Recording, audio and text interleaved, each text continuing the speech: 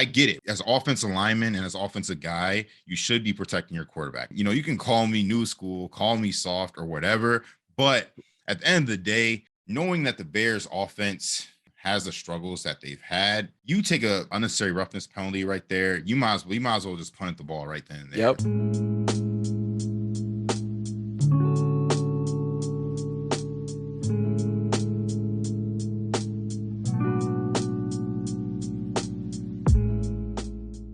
But when we get into penalties that are before the snap or after the whistle, those are the penalties that are frustrating as a fan. And I know that they're frustrating as a player, right? I mean, you got, guys lining up all sides. We got the plays over and guys are fighting the other team for what? The biggest one is the Jenkins one.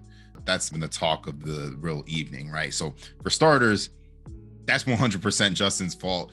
He shouldn't even have taken that hit to begin with. Come on. Right? The play was dead, bro. Just get rid of the football or just run out of bounds. I know that if that was Kirk Cousins right now, is one of our guys, right? You would expect them to do the same thing. I get it. As offensive lineman and as offensive guy, you should be protecting your quarterback. You can call me new school, call me soft or whatever, but at the end of the day, knowing that the Bears offense has the struggles that they've had, you take a unnecessary roughness penalty right there. You might as well just punt the ball right then and there. Yep. And at the end of the day, really, what does that prove? I know for a fact, knowing the defensive guys that when I was playing both in college, playing in the NFL, there has never been a defensive guy that I've been around in the history of football that stopped wanting to hit a player because the offensive lineman ran over, pushed them after a play.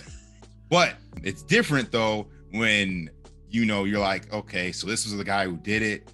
Okay, well, in this play, we're going to do offensive line. They talk about whatever, blah, blah, blah, right? Yeah, we're just going to go cut his knees out or do whatever, right? Or we're going to crack back him or do something, right? That's totally different, right? And most of the time, again, it's legal stuff.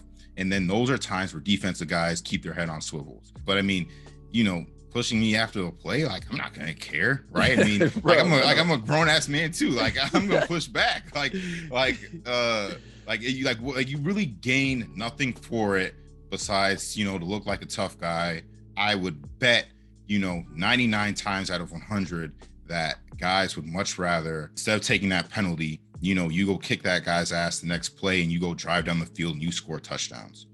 Breaking down the way you might go about that, right? Because there are moments where, you might want to step up after a play to a defender that's done something to your player, your quarterback, or things like that. Like, for example, in the fourth quarter when Fields had slid and he got hit, that's a time for me where I was like, okay, that would make sense to go, talk to him. But you got to make sure, if there's one thing you don't do, you don't hit somebody in the helmet, right? That's like an instant, we're getting a flag for that because it's essentially a punch. You can walk up to somebody, you could say something with your words, but keep your hands down at your waist. Like, if anything, we already talked about the hit wasn't even that bad. I mean, Justin was running out of bounds.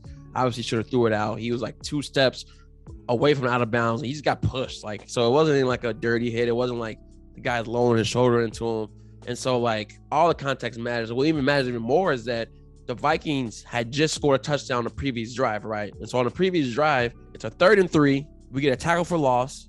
So they're in the Bears territory. So realistically, this might end up in a field goal for the Vikings. But this is maybe 15, 20 seconds after the play is over. Tashawn Gibson ran over to the little area where a couple Bears and Vikings players are giving a back and forth and just muff the guy in the helmet.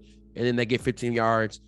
3 plays later, it's a touchdown. And so that just happened on the possession before, right? 3 points turned into 7, and the Bears are down 17-3. So that's why I think it makes it even more infuriating because it's the context of the situation. Not only are you down 2 touchdowns, but your team just got hit hard because you did something like this after the play. So it's just having that awareness is ultimately the most important thing. I think that's why Jermaine Ifedi was so mad at him. I think that's why Coach Matt Nagy was so mad at him. And so I just strongly disagree on a lot of things with Bears fans, but this is one of those things where they're happy that Jenkins did what he did. And I'm just no, in theory, in certain situations, sure, but just no, that was the bonehead play from a rookie. And I know he's going to learn from that. And I've seen even Fields talked about he likes the idea of it, but Justin actually mentioned it, like, you know, you gotta be smarter about the time and place. And so, you know, this has been a huge problem for the Bears all year. Like, I hope that whoever we bring in, this is gonna be a big focus, because as we're kind of growing and learning, we just can't afford to have shit like this happen at the end of the day. So